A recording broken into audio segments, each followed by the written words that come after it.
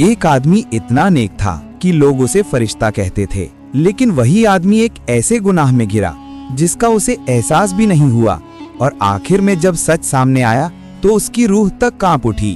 क्या आप यकीन करेंगे कि कभी कभी नेकी भी इंसान को बर्बाद कर देती है। कभी अरब के रेगिस्तान में एक छोटा सा कस्बा था, हसीमा।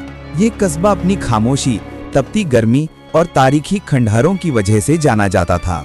कस्बे के बीचों बीच एक पुराना दरवाजा था जिसे लोग सकीफा का दरवाजा कहते थे। लोगों का मानना था कि जो भी उस दरवाजे के पास रोकर दुआ करता है उसकी दुआ जरूर पूरी होती है।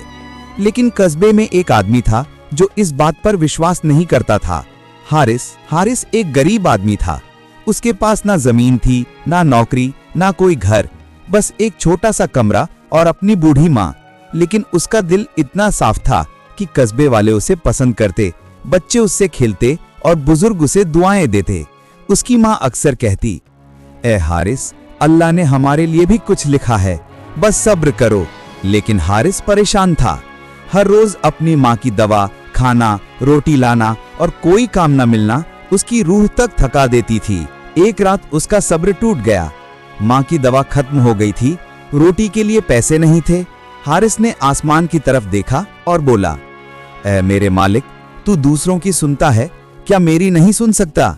वो रोते हुए सकीफा के दरवाजे के पास गया।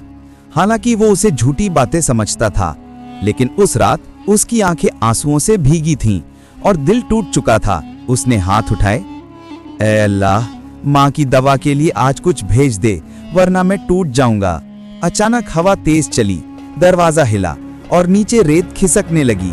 हारिस ने नीचे देखा, रेत में एक थैली दबी हुई थी। जब उसने उठाई, वो सोने के सिक्कों से भरी हुई थी। हारिस की सांस रुक गई।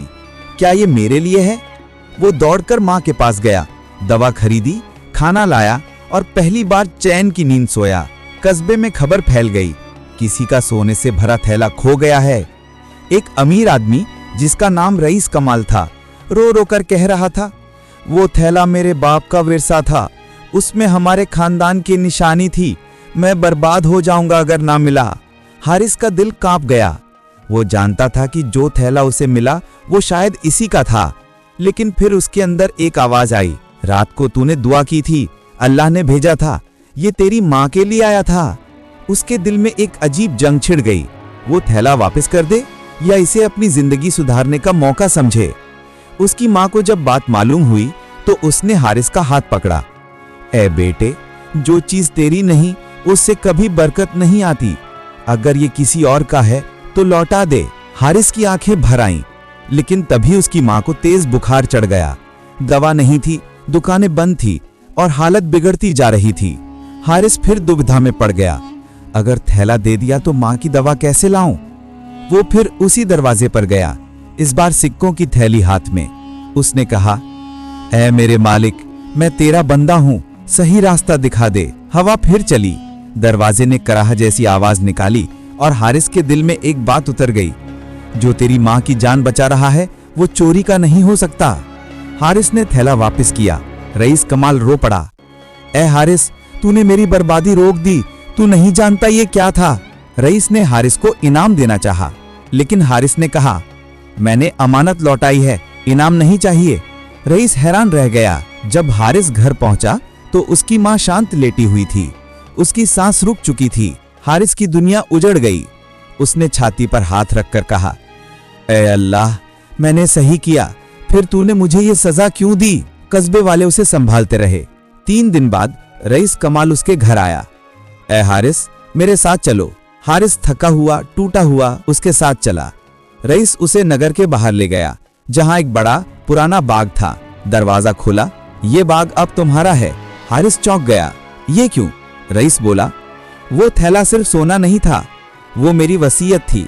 जिसने मेरी अमानत लौटाई उसे मेरी जायदाद का आधा हिस्सा मिलना था, मेरी बेटी को आधा और दूसरा आधा उस इंसान को जिसने साबित किया कि वो लालच से ऊपर उठ सकता है।